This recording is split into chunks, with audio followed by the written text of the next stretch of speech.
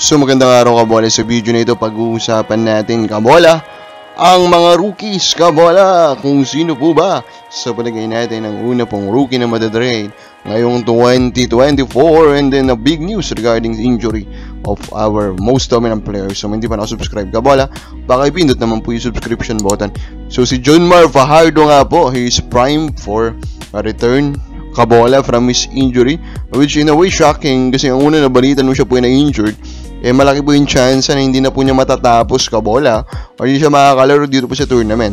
So this is a very good news kabola for San Miguel, di ba? Kasi of course we know naman, proven by the history of this franchise that they cannot win a championship without Jonmar Fajardo kabola. So now that he is back kabola, he's scheduled to be back, to be more accurate kabola, the chances of them winning a championship is now way higher than before kabola. Now, ito naman pong NLEX kabola, nang gulat din. Sila po ay nagpalit ng import kabola, pinapasok na nila itong si DeAndre Williams Baldwin kabola, no? He is a fresh graduate from USNCAA kabola, and his numbers are pretty decent kabola. 17.7 points, 53% shooting from the field. His averaging 8.2 rebounds, 2.9 assists, 1.5 steals per game. Looking at his highlights kabola, this guy can play, this guy can finish, he can also handle the ball kabola. Overall, he can be dominant sa nakita po natin kasi well-mannered yung kanya pong game. We're versatile po kabola. And if you look po at his advanced stats, actually, he is very interesting kasi he has a very high net rating kabola. So it speaks about his goodness po, his basketball acumen kabola, na mukhang natural na player ito. Baka sa balay ko pwede, no? Pwede maging isang magaling po na import itong si DeAndre Williams Baldwin. Now, ito na po yung 5 rookies natin sa balagay natin na posible pong una matrade. Una dyan, number 5 natin is Stephen Holt kabola. Of course, Holt, the number 1 pick of the most recent draft, medyo pangit hindi niya na-meet yung hype kabola nung siya po pumasok draft, pero still, diba?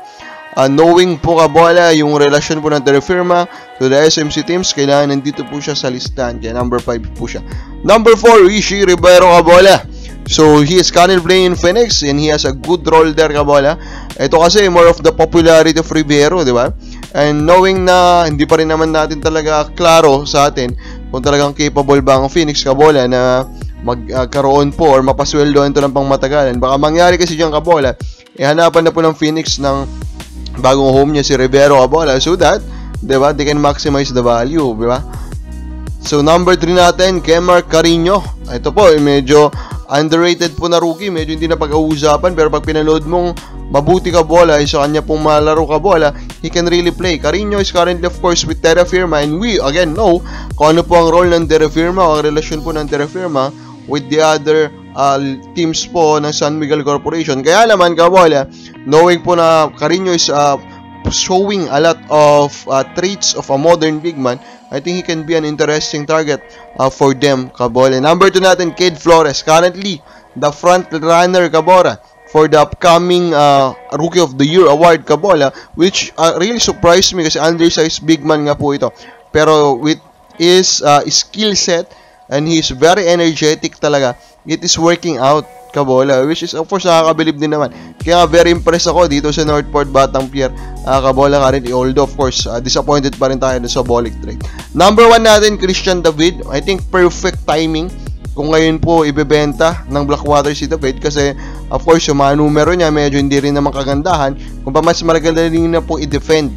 Although sa palagay ko naman, kahit pag ganyan po yung mga numero niya at hindi pa siya super duper impressive kabola, I think David can still develop into a top 10 player in the league sa nakita po natin, as long as he continue of course to train hard kabola, and I think he will get good mentors in TNT kung doon po siya papunta. Pero of course we all still want na sana magseryoso po ang Blackwater Elite. Kabakabal sa palagi mo, sino pang unang rookie matitrade? Comment lang po sa baba.